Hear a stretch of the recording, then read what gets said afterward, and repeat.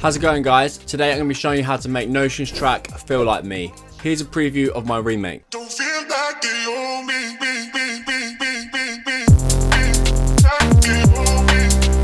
Don't feel like you owe me. Just let you owe me.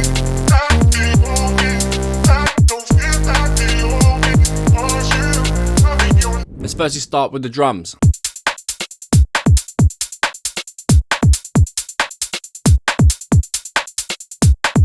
Great, so the first layer we have is this kick. So yeah, the MIDI is pretty simple. It's just this kick pattern that repeats itself. If you zoom in, it is slightly off the grid here. That's just because it's got some swing on it. Just to let you know, all of the drums are from my UKG Volume 3 drums pack. So obviously here I'm using the one shots, but the pack does have loads of full loops. So if you search for full, then you can go through.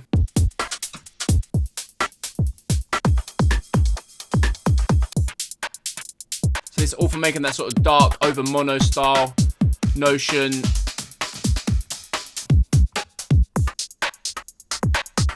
And you can just drag and drop them, and say you like this Thames one, then you can just search Thames and it'll give you all the stems, so you can just drag and drop them into your project like that. Cool, let's continue. So yeah, firstly we've got this kick, that's then layered up with this snare, then another snare, then we've got a closed. So this closed hat, as you can see, is quite sporadic, so obviously it's hitting on every quarter note, so like this. But then what we're doing is changing up the velocity, so down here, and then you can sort of switch up the velocity like this, and it's almost randomized on his one.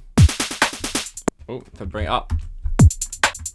And then what he's also done is add swing, so come up here, swing 16th, and maybe this swing 61. And you can also change the global amount, so it's a little bit lower. Great, what we've then added is this hi-hat with another hi-hat. And then lastly we've got this little perk here.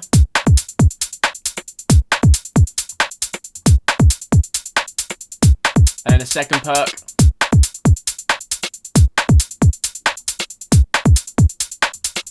So yeah, that's just sort of like off the beat and helps to sort of create that UKG swing. Great, in terms of processing, I've not actually added any processing. This obviously isn't like a final mix and master, so you could maybe add like a drum bus to make them a bit fatter.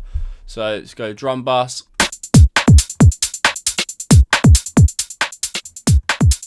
But to be honest, they don't really need much because they've all sort of had processing before, and I've selected like the right sort of sounds for the track. It doesn't need too much processing.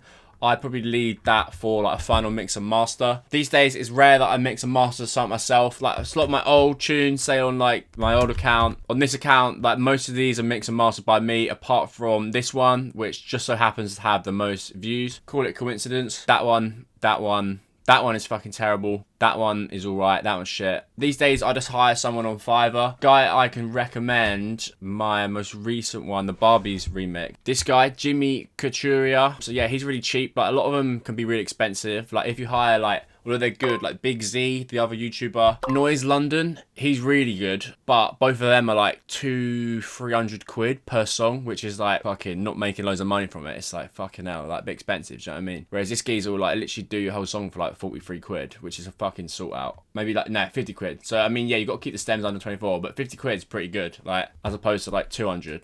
Get like 4 extra songs done. Sorry for the rambling, let's now move on to the bass.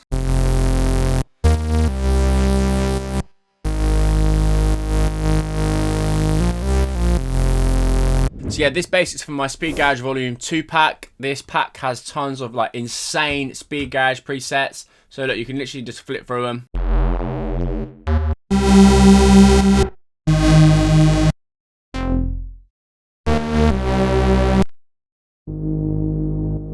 Or we could check out the Reese's, that's probably more fitting to this sort of sound.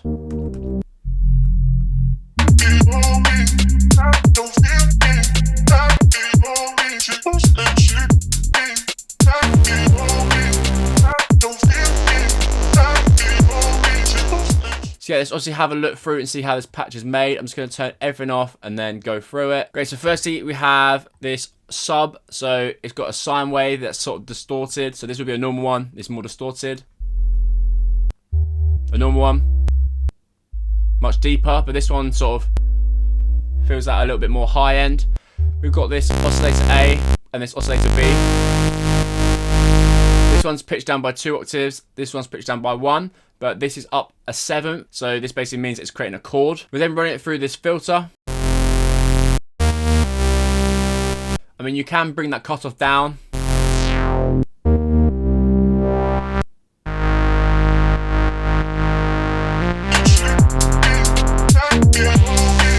When we're selecting this, make sure you've got A, B, noise, sub, and piano mode.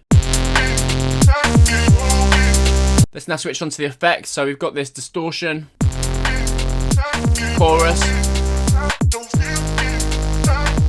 compression, reverb,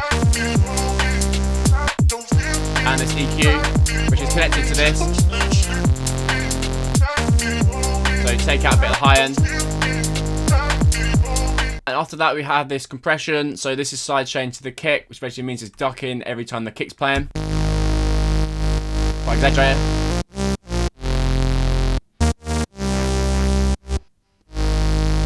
Yeah, I put that to about 55%. I then got this EQ, this isn't really doing a lot, but it's just boosting some of those low mids and taking out anything about 1K. You can also maybe cap it a little bit.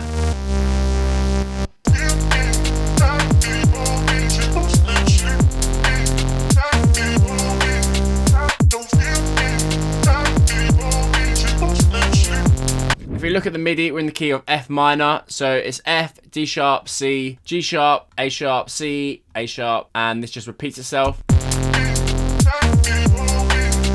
One thing I've really been noticing when I've been making these speed garage or like bassy UK garage remakes is that they're leaving like a space. It seems to always be on like this second bar as well. So like they're obviously all out here, all out here, all out here.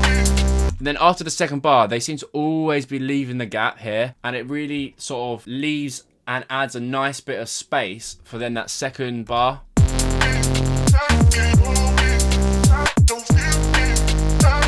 I've been noticing this a lot, so yeah, definitely try that in one of your own tracks if like you feel it's a bit stagnant, or you know, you're not really giving the vocal much room to breathe.